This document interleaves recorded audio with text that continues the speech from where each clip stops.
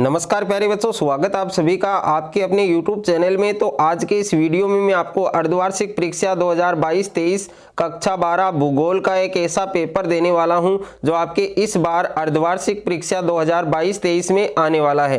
तो इस पेपर को आपको एग्जाम से पहले अच्छे से तैयार करना है। तो सबसे पहले आप यहां पर निर्देश को पढ़ सकते हैं कंप्लीट, और उसके बाद में सबसे पहले आपको बहुविकल्पीय प्रश्न दे रखे हैं, जिसमें पहला प्रश्न है आपके कि निम्न प्रश्नों के सही विकल्प चुनकर अपनी उत्तर पुस्तिका पर अंकित कीजिए। जिसमें पहला प्रश्न है आपके कि ज्ञान की जननी किस विषय को कहा जाता है। तो इसमें आपको चार ऑप्शन दे रखे हैं, राजनीति शास्त्र, मनोविज्ञान, अर्थशास्त्र और भूगोल। तो इसमें आपको चार ऑप्शन दे रखे हैं, जो ऑप्शन आपका करेक्ट है वो आपको बताना है। और उसके बाद में सेकंड क्वेश्चन आपको दिया गया है कि निम्नलिखित देश में किसमें अधिक जनसंख्या है, यानी कौन से देश में सबसे ज्यादा जनसंख्या है।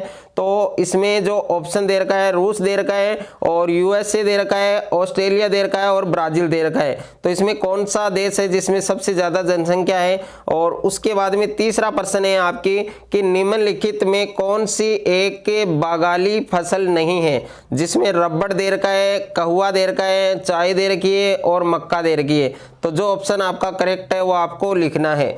और उसके बाद में क्वेश्चन नंबर 4 है कि सहकारी कृषि को सर्वाधिक सफलता किस देश को मिली। तो इसमें ऑप्शन दे रखे हैं आपको डेनमार्क, नीदरलैंड, बेल्जियम और स्वीडन।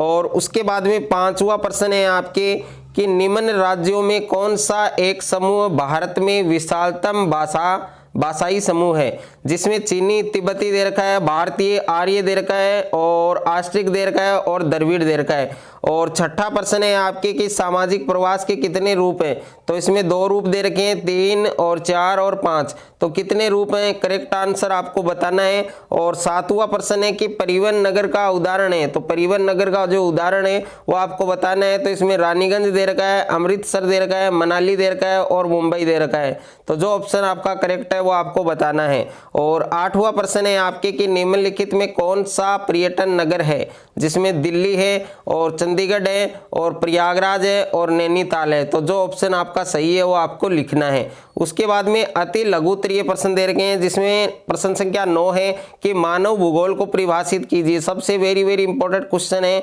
और ये पक्का आने वाला है। और उसके बाद में क्वेश्चन नंबर 10 है कि जनसंख्या घनत्व ज्ञात करने का सूत्र लिखिए। और प्रश्न संख्या 11 है आपके आयु संरचना के महत्व को समझाइए। और प्रश्न संख्या 12 है कि संस्कृतिकरण से आपका क्या अभिप्राय है। और प्रश्न संख्या 13 है कि जनसंख्या दुगुना होने का समय क्या है, तो वो आपको बताना है। और उसके बाद में नेक्स्ट है प्रश्न संख्या 14 है कि प्रवास के विभिन्न परिणाम बताइए। तो प्रवास के विभिन्न जो परिणाम है वो आपको बताने हैं। और प्रश्न संख्या 15 है आपके कि मानव विकास है वो क्यों आवश्यक है। और प्रश्न संख्या 16 है कि किसी नगरीय संकुल की पहचान है वो किस प्रकार की जाती है, तो वो आपको लिखना है। और उसके बाद में लघुत्तरीय प्रश्न दे रखे हैं, जिसमें प्रश्न संख्या 17 है आपके कि मानव के प्राकृतिक वर्ण की व्याख्या कीजिए। और प्रश्न संख्या 18 है कि नगरीय जनसंख्या है उसकी आपको विशेषताएं बतानी है। और उसके बाद में प्रश्न संख्या 19 है कि मानव विकास है उसके 2 स्तंभ हैं वो लिखने हैं।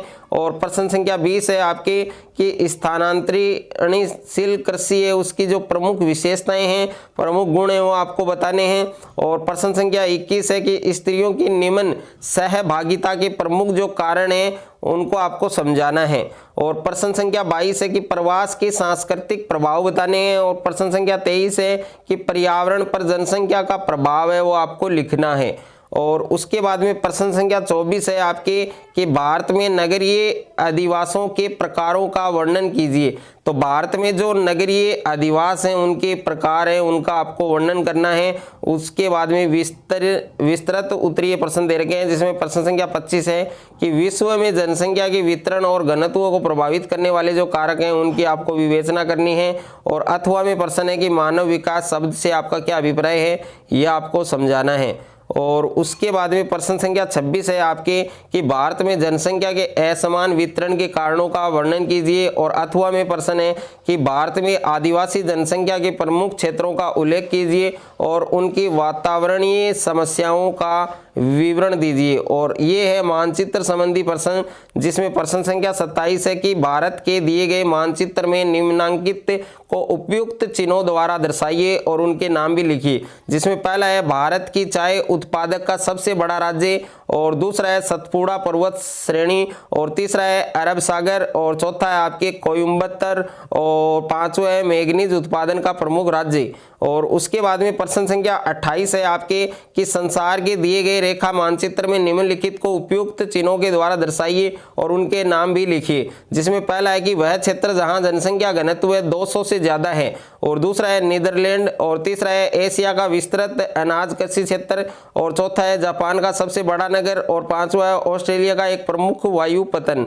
तो ये कंप्लीट पेपर आपको एग्जाम से पहले अच्छे से आपको तैयार करना है। अगर मेरा ये वीडियो आपको अच्छा लगे तो वीडियो को आप ज़्यादा से ज़्यादा शेयर करें, ज़्यादा से ज़्यादा आप वीडियो को लाइक करें। अगर इनके अलावा किसी भी सब्जेक्ट का आपको पेपर चाहिए अर्धवार्षिक का, तो वो आप हमें कॉमेंट करके ज़रूर बताएं, और ज़्यादा से ज़्यादा आपको वीडियो को शेयर करना है। और अभी तक यदि आपने हमारे यूट्यूब चैनल को सब्सक्राइब नहीं किया है तो सब्सक्राइब कर लीजिए, और साथ में नोटिफिकेशन बेल को प्रेस कर लीजिए, ताकि कक्षा 12 से रिलेटेड कोई भी वीडियो आपसे मिस ना हो।